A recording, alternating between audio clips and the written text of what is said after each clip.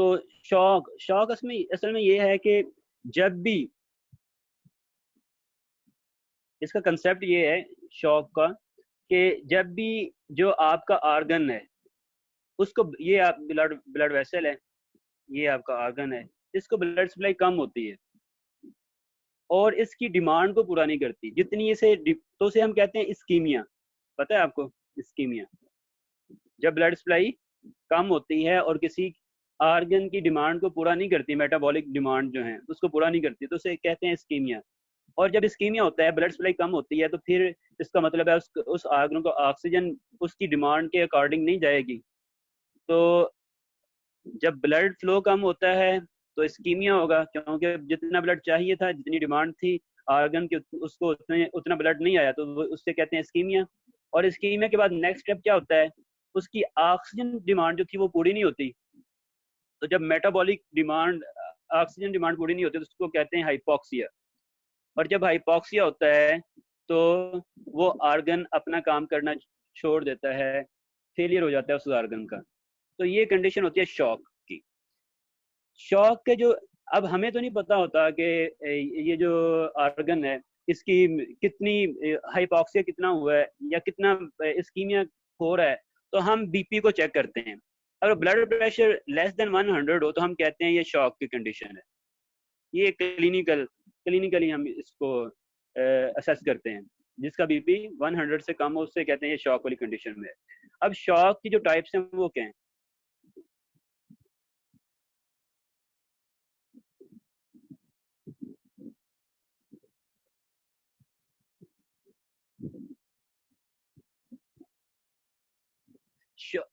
Shock में main problem किस चीज का होता है? या तो आपका जो हार्ट है वो काम नहीं कर रहा, हार्ट ब्लड ही पंप नहीं कर रहा, तो बीपी कम हो जाएगा।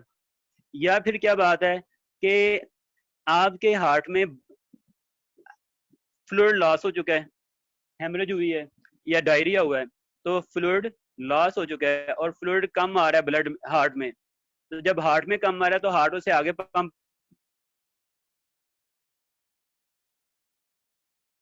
तो इस तरह ये है हाइपोवोलेमिक शॉक। कार्डियोजेनिक शॉक क्या है? क्या आपका हार्ट काम करना छोड़ गया। और हाइपोवोलेमिक शॉक क्या है कि इधर से आपका जो ब्लड है वो लॉस हो गया है, आपकी जो वेसल है वो रप्चर हुई है, ब्लड लॉस हो गया, या फिर आपको डायरिया है, तो वॉल्यूम कम आ रहा है ब्लड में। जब ब्लड में वॉल्यूम ब्लड कम आ रहा है तो जाहिर सी बात है वो आगे भी कम सप्लाई होगा। उसके बाद है अंडरलाइन प्रॉब्लम क्या हो सकती है? अंडरलाइन ये डिस्ट्रीब्यूटिव शॉक। जिस शॉक का मतलब है फ्लूइड की डिस्ट्रीब्यूशन, कि जब फ्लूइड की जो डिस्ट्रीब्यूशन है उसमें कोई प्रॉब्लम आता है। तो कब फ्लूइड की डिस्ट्रीब्यूशन में प्रॉब्लम आता है? देखें, जब सेप्टिक शॉक होता है, ये आपका हार्ट है, ये आगे, तो जब सेप्टिक शॉक होता है तो उसमें वेजोडाइलेशन होती है। तो जो, जब वेजोडाइलेशन होती है तो जो ब्लड है वो पीछे ही वेसल में अकोमोलेट हो जाता है। वेजोडाइलेशन होने की वजह से जो ब्लड है वो वेसल में रहता है, ब्लड वेसल में रहेगा, वो हार्ट में कम आता है। जब हार्ट में कम आता है तो पंप कम होता है, इस तरह बीपी लो हो जाता है 100 से। उसके बाद आपका है न्यूरोजेनिक शॉक। न्यूरोजेनिक शॉक का मतलब ये है कि ये आपकी ब्लड वेसल थी, ये आपका हार्ट है, तो जो ब्लड वेसल होती है उनकी टोन को जो मेंटेन चीज करती है वो होती है, वो सीएनएस करता है, सिंपैथेटिक सिस्टम उसका करता है। तो जब सीएनएस का प्रॉब्लम आता है, न्यूरोजेनिक प्रॉब्लम आता है, न्यूरोजेनिक शॉक होता है, तो आपका जो ऑटोनॉमिक नर्वस सिस्टम है वो काम करना छोड़ देता है। जब वो काम करना छोड़ता है तो आपकी जो ब्लड वेसल है, जितना भी ब्लड है वो फिर ब्लड वेसल, वो जो ब्लड है वो ब्लड वेसल में अकोमुलेट हो जाता है और हार्ट को सप्लाई कम होती है और कार्डियक आउटपुट कम हो जाती है। जब, तो ये देखें डिस्ट्रीब्यूशन में मसला आ रहा है, हार्ट में कोई प्रॉब्लम नहीं है, उसकी फ्लूइड फ्लूइड भी उतना ही है, ये जितना जो आपका 5 लीटर होता है, और आपका हार्ट भी बिल्कुल सही है, लेकिन उसकी जो ब्लड वेसल है उसमें जो ब्लड की डिस्ट्रीब्यूशन का प्रॉब्लम आ रहा है, तो इसे इसलिए कहते हैं डिस्ट्रीब्यूटिव शॉक। सेप्टिक शॉक में क्या हुआ था, साइटोकाइन रिलीज हुए थे। जो बैक्टीरिया जब आता है तो बैक्टीरिया क्या करता है, जो वो उसको मैक्रोफेज इनगल्फ करते हैं, उसके पार्टिकल को, साइटोकाइन रिलीज होते हैं। तो साइटोकाइन जो हैं वो ब्लड वेसल की डायलेशन करवा देते हैं। न्यूरोजेनिक शॉक में ये होता है कि जो आपका ऑटोनॉमिक नर्वस सिस्टम है, ANS autonomic nervous system, sympathetic और पैरासिम्पैथेटिक, वो ब्लड वेसल की टोन को मेंटेन करते हैं, टोन मेंटेन करके रखते हैं।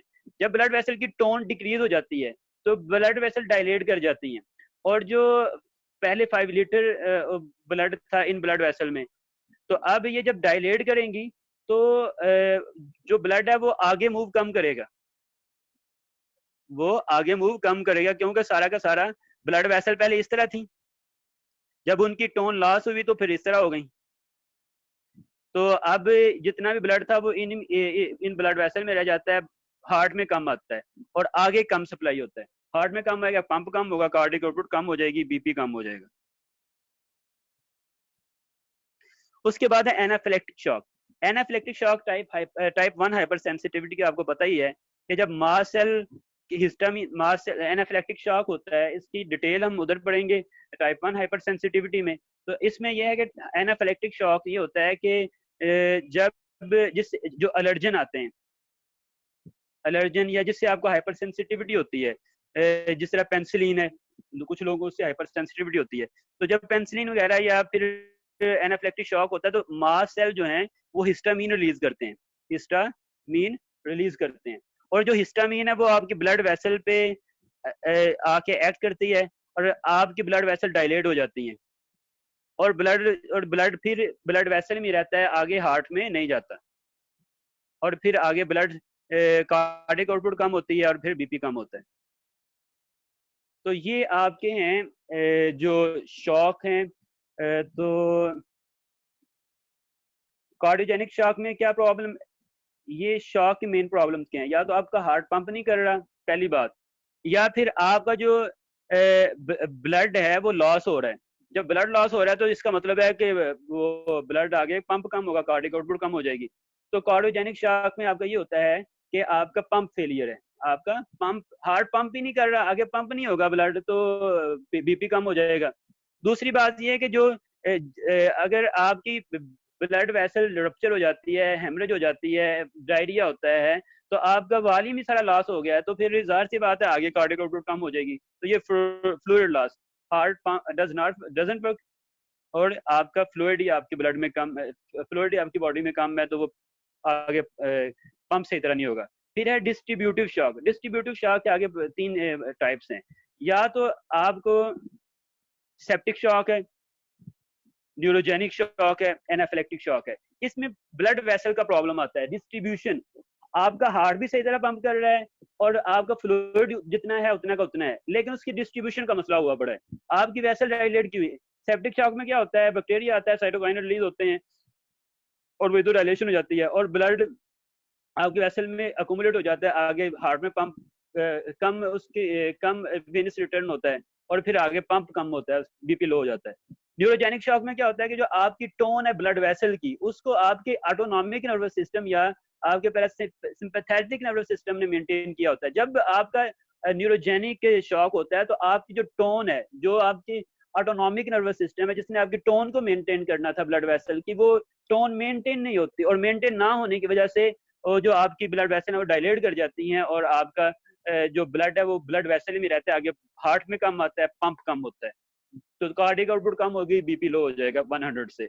एनाफिलेक्टिक शॉक क्या होता है कि जब भी हाइपर सेंसिटिविटी रिएक्शन होता है, जो मास्ट सेल है वो हिस्टामिन रिलीज करते हैं, हिस्टामिन जो है वो ब्लड वेसल पे एक्ट करती है और वेजोडाइलेशन करवा देती है, और सारा का सारा ब्लड आपकी ब्लड वेसल में रह जा, मेजोरिटी उस उधर रह जाता है और आपके हार्ट में कम वेनस रिटर्न होता है और फिर कार्डियक आउटपुट कम होती है, बीपी कम हो जाता है।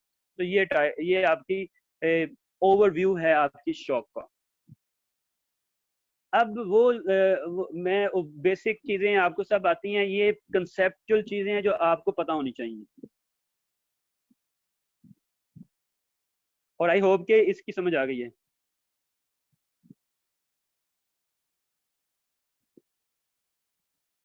उसके बाद है आपका पहला है हाइपोवोलेमिक शॉक। हाइपोवोलेमिक शॉक, तो हाइपोवोलेमिक शॉक जो है वो ये है, हाइपोवोलेमिक शॉक में क्या होता है, हाइपोवोलेमिक शॉक में ये होता है कि इंट्रावेस्कुलर वॉल्यूम कम हो जाता है, इंट्रावेस्कुलर वॉल्यूम कम होता है। किस तरह कम हो सकता है? या तो हेमरेज है, ट्रॉमा हो गया, जीआई ब्लीड, या फिर आपका पोस्टपार्टम ब्लड लॉस हो गया, या फिर आपको नॉन हेमरेज। इसकी दो काजेज हैं आपके हाइपोवोलेमिक शॉक की, हेमरेज शॉक, हेमरेज हुई है, ट्रॉमा, जीआई ब्लीड, या फिर पोस्टपार्टम ब्लड लॉस हो गया। ब्लड लॉस हो गया तो इसका मतलब है कि आपके हार्ट में ब्लड कम आएगा और फिर आगे कम सप्लाई होगा। और इस तरह या डायरिया है, बर्न है, और इस तरह इसमें आपका जो बॉडी का फ्लूइड है वो लॉस हो जाता है, और जिससे जो इफेक्टिव वॉल्यूम है, आपका ब्लड वॉल्यूम कम हो जाता है, ब्लड प्लाज्मा वॉल्यूम कम होता है, और फिर वेनस रिटर्न कम होता है, और फिर आपकी कार्डिक आउटपुट कम हो जाती है और बीपी कम हो जाएगा। ये हाइपोवोलेमिक शॉक है। हाइपोवोलेमिक शॉक में जो चेंजेस आती हैं, जो फर्स्ट एड ने आपको दिया हुआ है, जो फर्स्ट एड ने आपको बताई हुई चीजें, वो क्या है? वो ये है, ये डायग्राम आपके सामने है, ये देखें डायग्राम में, ये आपका लेफ्ट हार्ट है, ये लेफ्ट हार्ट है, ये आपका है, ये आपका राइट हार्ट है, ये आपका वेनस सिस्टम है, ये आपका जो आपका आर्टियल सिस्टम है। तो आपके जो वेनस सिस्टम है, वहां से ब्लड आता है राइट हार्ट में, राइट हार्ट से आपका ब्लड आता है आपके लंग में, लंग से फिर जाता है लेफ्ट हार्ट में, लेफ्ट हार्ट से फिर आपका कार्डिक आउटपुट जाती है, कार्डिक आउटपुट ये फिर आपकी आर्टियल सिस्टम है। तो जो आपका जो वेना केवा है, सीरियल वेना केवा, उसमें जो हम प्रेशर मेजर करते हैं उसे हम कहते हैं सेंट्रल वेनस प्रेशर। जो आपके लंग में हम पल्मोनरी कैपिलरी में हम जो प्रेशर मेजर करते हैं उसे कहते हैं pulmonary capillary wedge pressure, pulmonary capillary wedge pressure. और ये जो पल्मोनरी कैपिलरी वेज प्रेशर है, ये इक्वल होता है लेफ्ट एट्रियम के। जितना हम लेफ्ट एट्रियम, ये लेफ्ट एट्रियम है, हम लेफ्ट एट्रियम का प्रेशर डायरेक्ट मेजर नहीं कर सकते, तो हम क्या करते हैं, हम पल्मोनरी कैपिलरी एक कैथीटर लेते हैं, उसको पल्मोनरी कैपिलरी में डालते हैं, उधर से प्रेशर मेजर करते हैं। जितना प्रेशर इधर होता है आमतौर पे 10 to 12 होता है, जितना प्रेशर इधर होता है उतना ही आपके इधर होता है। तो ये इसकी सिग्निफिकेंस है, पल्मोनरी कैपिलरी वेज प्रेशर। और उसके बाद ये जितना आगे पंप करता है उसे कार्डिक आउटपुट कहते हैं। ये जो आपकी आर्टियल सिस्टम है, इसकी जो टोन है, इसे कहते हैं टोटल पेरिफेरल रेजिस्टेंस, टीपीआर, या फिर सिस्टेमिक वेस्कुलर रेजिस्टेंस, इसका दूसरा नाम क्या है? टीपीआर। ठीक है। तो जब हाइपोवोलेमिक शॉक होता है, तो हाइपोवोलेमिक शॉक का मतलब है आपका जो मैंने बताया था, या तो हेमरेज हो जाएगी, या फिर आपका डायरिया होगा, वॉल्यूम लॉस हो गया। ओके, जब वॉल्यूम कम होगा तो इसका मतलब है हार्ट में वॉल्यूम कम आएगा। जब हार्ट में वॉल्यूम कम आएगा तो आगे प्रेशर, ये सेंटर वेनस प्रेशर कम हो जाएगा, और जब इधर कम है तो आगे कम जाएगा, तो आपका पल्मोनरी कैपिलरी वेज प्रेशर भी कम हो जाएगा। जब इधर ब्लड लंग में कम आया तो इसका मतलब है लेफ्ट हार्ट में भी कम आएगा, तो आपकी कार्डिक आउटपुट कम हो जाएगी। ठीक है। तो जब कार्डिक आउटपुट कम हो जाएगी तो बीपी कम हो जाएगा, लेस देन 100, तो हम इसे कहेंगे शॉक वाली कंडीशन है। और आपको पता है जब भी बीपी कम होता है तो बैरोरिसेप्टर एक्टिवेट हो जाते हैं। बैरोरिसेप्टर कंसेप्ट में बता चुका हूं। तो आपकी जो autonomic sympathetic nervous system on हो जाता है, और जो सिंपैथेटिक नर्वस सिस्टम है वो आपकी ब्लड वेसल पे एक्ट करता है, और आपकी जो ब्लड वेसल की टोन है उसको इंक्रीज कर देता है, यानी सिस्टेमिक वेस्कुलर रेजिस्टेंस इंक्रीज हो जाती है, सिस्टेमिक वेस्कुलर रेजिस्टेंस इंक्रीज हो जाती है। तो जो आपका हाइपोवोलेमिक शॉक है उसकी फाइंडिंग क्या होंगी? पहले, क्योंकि आपकी हेमरेज हुई है, तो पहला ये है कि आपका सेंट्रल वेनस प्रेशर कम हो जाएगा, ब्लड आएगा कम। जब ब्लड इधर कम आएगा तो आगे पल्मोनरी कैपिलरी वेज प्रेशर, उधर इधर लंग में कम आएगा तो पल्मोनरी कैपिलरी वेज प्रेशर भी कम हो जाएगा। तो जब उधर कम ब्लड आएगा तो आगे आपके जो लेफ्ट हार्ट है उसमें कम आएगा, तो कार्डिक आउटपुट कम होगी। कार्डिक आउटपुट कम होने की वजह से आपका बीपी कम होगा। बीपी कम जब होता है तो बैरोरिसेप्टर सिस्टम, आपके बैरो सिस्टम की फायरिंग इंक्रीज हो जाती है। तो बैरोसेप्टर टर्न ऑन हो जाएंगे, यानी कि बैरोसेप्टर कम फायर करते हैं, तो आपका सिंपैथेटिक सिस्टम ऑन हो जाता है। सिंपैथेटिक सिस्टम जब ऑन होगा तो वो आपकी ब्लड वेसल की टोन इंक्रीज कर देगी और इस तरह आपका आफ्टरलोड बढ़ जाता है, सिस्टेमिक वेस्कुलर रेजिस्टेंस बढ़ जाती है। तो ये आपकी जो फाइंडिंग है इसको उसमें इधर लिख दिया है, ये देखें। हाइपोवोलेमिक शॉक में हेमरेज होती है, डिहाइड्रेशन होती है, बर्न की सूरत इसकी कॉजेज हैं। और इसमें होता क्या है, आपकी पल्मोनरी कैपिलरी प्रेशर कम हो जाता है, ये मैंने बता दिया था। कार्डियक आउटपुट कम हो जाती है, सिर्फ एक चीज बढ़ती है, आपका आफ्टरलोड बढ़ जाता है, आपका आफ्टरलोड बढ़ जाता है। और इसके ट्रीटमेंट है आईवी फ्लूइड। और जब आपकी इसमें कोल्ड कमी, जब भी आपकी सिस्टेमिक वेस्कुलर रेजिस्टेंस इंक्रीज होगी ना, तो आपने याद रखना है कि जब ब्लड कम होता है तो आपकी स्किन को ब्लड कम सप्लाई होता है। जब स्किन को ब्लड कम सप्लाई होगा, जब जब टीपीआर इंक्रीज होगी तो आपकी स्किन वेसल कंस्ट्रिक्ट कर जाएगी। इसका मतलब है तो आपकी स्किन को जब ब्लड सप्लाई कम होगी तो आपकी स्किन कोल्ड हो जाएगी, कम हो जाएगी। इसलिए इसमें जो हाइपोवोलेमिक शॉक है उसमें कोल्ड कम स्किन होती है। तो जितनी भी फाइंडिंग है वो मैंने आपको बता दी है। उसके बाद है कार्डियोजेनिक शॉक। कार्डियोजेनिक शॉक में क्या काजेज हैं? एक्यूट एमआई है या हार्ट फेलियर है, वेस्कुलर डिसफंक्शन या अरिथमियाज। ठीक है, ये इसकी काजेज हैं। इसमें होता क्या है आप देख लें। आपको पता है कि कार्डियोजेनिक शॉक में, ये कार्डियोजेनिक शॉक है, कार्डियोजेनिक शॉक में हार्ट प्रॉब्लम है, हार्ट पंप नहीं कर रहा, ये हार्ट पंप नहीं करेगा। जब पंप नहीं करेगा तो इसका मतलब है पीछे से ब्लड आ रहा है, पीछे ब्लड में कोई प्रॉब्लम नहीं है, लेकिन आगे पंप नहीं हो रहा, ब्लड हार्ट का प्रॉब्लम है। तो जाहिर सी बात है पंप नहीं होगा तो बीपी कम हो जाए, कार्डियक आउटपुट कम हो जाएगी, बीपी कम होगा। और जब बीपी कम होता है तो आपके बैरल सिस्टम ऑन हो जाते हैं, और बैरल सिस्टम सिंपैथेटिक सिस्टम को ऑन करते हैं, और जब सिंपैथेटिक सिस्टम ऑन होता है तो आपकी वेस्कुलर रेजिस्टेंस बढ़ जाती है। तो आपकी सिस्टेमिक वेस्कुलर रेजिस्टेंस बढ़ जाएगी, यानी कि दूसरे लफ्जों में टीपीआर बढ़ जाएगी, टोटल पेरिफेरल रेजिस्टेंस इंक्रीज हो जाएगी। तो कार्डियोजेनिक शॉक में आपका कार्डियक आउटपुट कम हो जाती है, और उसके रिजल्ट में जब शॉक होता है तो बैरोसेप्टर की वजह ऑन होने की वजह से सिंपैथेटिक सिस्टम की फायरिंग इंक्रीज होती है, और जिसकी वजह से सिंपैथेटिक सिस्टम क्या करवाता है कि आपकी टोटल पेरिफेरल रेजिस्टेंस इंक्रीज कर देता है। लेकिन आपको ये पता है कि इधर से ब्लड इधर आ रहा है, लेकिन आगे ब्लॉकेज है, आगे पंप नहीं हो रहा, तो पीछे ब्लड पूल अप हो जाएगा, तो पीछे वाला प्रेशर इंक्रीज हो जाएगा, तो पल्मोनरी कैपिलरी वेज प्रेशर भी इंक्रीज हो जाता है। तो इधर से ब्लड तो पीछे पूलिंग हो जाएगी, तो आपका सेंट्रल वेनस प्रेशर, जो आपकी वेना के में प्रेशर है, वो भी इंक्रीज हो जाएगा। तो कार्डियोजेनिक शॉक में क्या होता है, आपकी कार्डिक आउटपुट कम हो जाती है, बाकी हर चीज इंक्रीज है, सिर्फ एक चीज कम है, कार्डिक आउटपुट कम है, बाकी हर चीज इंक्रीज है। बस इससे याद कर लें। जबकि आपका जो हाइपोवोलेमिक शॉक है उसमें सिर्फ एक चीज ज्यादा है, टोटल पेरिफेरल रेजिस्टेंस ज्यादा है, यानी एसपीआर ज्यादा है, बाकी हर चीज कम है। तो सेप्टिक शॉक में सिर्फ एक चीज ज्यादा होती है, टीपीआर, टोटल पेरिफेरल रेजिस्टेंस, बाकी कार्डियक आउटपुट और पल्मोनरी कैपिलरी प्रेशर हर चीज डिक्रीज है। जबकि आपका जो कार्डियोजेनिक शॉक है उसमें सिर्फ एसपीआर इंक्रीज है और बाकी आपकी हर चीज डिक्रीज है। सॉरी, सिर्फ आपकी कार्डिक आउटपुट डिक्रीज है, कार्डिक आउटपुट डिक्रीज है, बाकी आपकी एसवीआर भी इंक्रीज है, पल्मोनरी कैपिलरी वेज प्रेशर भी इंक्रीज है, और सेंट्रल वेनस प्रेशर भी इंक्रीज है। तो इसकी जो फाइंडिंग है ये हम उसमें कर लेते हैं। ये देख लें, इसमें क्या होता है, इसमें कार्डिक आउटपुट कम होती है और आपकी सिर्फ ये कम है, बाकी हर चीज ज्यादा है, आपकी एसवीआर भी ज्यादा है, आपकी पल्मोनरी कैपिलरी वेज प्रेशर भी ज्यादा है।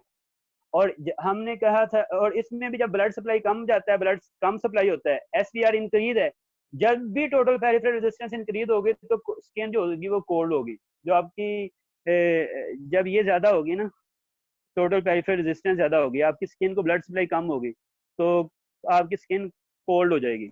डिस्ट्रीब्यूटिव शॉक, जो डिस्ट्रीब्यूटिव शॉक है, सेप्टिक शॉक, जो सेप्टिक शॉक देख लें, उसमें प्रॉब्लम था कि आपकी वेजोडाइलेशन हो गई है, तो इसमें बैक्टीरिया आता है, बैक्टीरिया की वजह से आपके जो मैक्रोफेज है वो साइटोकाइन रिलीज करते हैं, और वो जो SVR है, जो टोटल, जो वो वेदोडाइलेशन करवा देते हैं। जो साइटोकाइन है, जो बैक्टीरिया के बॉडी में आने की वजह से मैक्रोफेजेस जो इंफ्लेमेटरी सेल है वो साइटोकाइन रिलीज करते हैं। उससे क्या होता है कि आपकी जो ब्लड वेसल है वो डायलेट कर जाती हैं। जब डायलेट करती हैं तो आपकी SVR, सिस्टेमिक वेस्कुलर रेजिस्टेंस या टोटल पेरिफेरल रेजिस्टेंस, एक ही बात है, ये कम हो जाती है। ठीक है, तो आपकी ब्लड वेसल डायलेट कर जाती हैं। जब ब्लड वेसल डायलेट करती हैं तो BP डिक्रीज हो जाता है। ठीक है, जाहिर सी बात है, आपकी ब्लड वेसल में वो डायलेट कर गई तो BP कम हो जाएगा। जब BP कम होता है तो आपके बैरोरिसेप्टर ऑन होते हैं, और बैरोरिसेप्टर जो है सिंपैथेटिक सिस्टम ऑन हो जाता है, सिंपैथेटिक ऑटोनॉमिक नर्वस सिस्टम, और वो आपके हार्ट पे जब सिंपैथेटिक सिस्टम ऑन होता है तो एपिनेफ्रिन और एपिनेफ्रिन रिलीज होती है, और वो आपके हार्ट रेट को भी, आपका हार्ट रेट इंक्रीज हो जाता है, आपका हार्ट ज्यादा पंप करता है, आइनोट्रोपिक इफेक्ट आता है, और जिससे आपकी कार्डिक आउटपुट इंक्रीज हो जाती है। तो इसमें होता क्या है कि बैक्टीरिया आएगा और वो साइटोकाइन रिलीज होंगे, साइटोकाइन क्या करेंगे, वेदोडाइलेशन करवा देंगे। वेदोडाइलेशन होने से आपकी TPR डिक्रीज हो जाती है। जब भी जब ये SPR डिक्रीज होगी तो आपका BP कम हो जाएगा, शॉक वाली कंडीशन होगी, और जब शॉक वाली कंडीशन आती है तो बैरो रिसेप्टर ऑन होते हैं और सिंपैथेटिक सिस्टम ऑन हो जाता है, जिसकी वजह से आपका हार्ट रेट बढ़ जाता है और कार्डिक आउटपुट इंक्रीज हो जाती है, कार्डिक आउटपुट इंक्रीज हो जाती है। जब कार्डिक आउटपुट इंक्रीज होती है तो ये उसको कंपनसेट करने की कोशिश करती है। ठीक है, तो आपकी जितनी भी ब्लड वेसल है वो डायलेट की हुई हैं, तो जब ब्लड वेसल डायलेट की हुई हैं तो ब्लड ब्लड वेसल में रहता है, आगे कम सप्लाई होता है। तो जब ब्लड वेसल डायलेट करेंगे, एक तो आपका सेंट्रल वेनस प्रेशर कम हो जाएगा, दूसरा ब्लड वेसल में रहेगा, ब्लड आगे पंप कम होगा, आगे वेनस रिटर्न कम जाएगा ना, सारा का सारा ब्लड आपकी ब्लड वेसल में रह रहा है तो आगे पंप कम होगा, और आपका पल्मोनरी कैपिलरी प्रेशर भी कम हो जाएगा। तो तो इस तरह इसमें जो मेन प्रॉब्लम है वो आपने याद रखना है, ब्लड वेसल डायलेट कर जाती हैं जिससे BP कम हो जाता है, BP कम होने की वजह से इधर भी सेंट्रल वेनस प्रेशर भी कम हो जाता है, और पल्मोनरी कैपिलरी प्रेशर भी कम हो जाता है। क्यों कि सारा का सारा ब्लड आपकी ब्लड वेसल में है, आगे वेनस रिटर्न कम है तो आगे ब्लड कम आ रहा है। लेकिन जब ब्लड प्रेशर कम होता है तो आपका सिंपैथेटिक सिस्टम ऑन हो जाता है, और जब सिंपैथेटिक सिस्टम ऑन होता है तो आपकी वो कार्डियक आउटपुट इंक्रीज कर देता है, और कार्डिक आउटपुट इसमें सिर्फ और सिर्फ आपकी कार्डिक आउटपुट इंक्रीज होनी है। तो देख लें, सेप्टिक शॉक में क्या होता है, आपकी स्किन वार्म होती है, तो इसमें सिर्फ आपकी कार्डिक आउटपुट इंक्रीज होती है, बाकी SVR डिक्रीज होती है क्योंकि इसमें वेदोडाइलेशन हो चुकी है, और पल्मोनरी कैपिलरी प्रेशर भी डिक्रीज होता है, ये आपके सामने है, पल्मोनरी कैपिलरी प्रेशर भी डिक्रीज है, और आपकी SVR भी इंक्रीज है, सिर्फ और सिर्फ आपकी ये पल्मोनरी कैपिलरी प्रेशर ये है, ये भी डिक्रीज है, ये भी डिक्रीज है,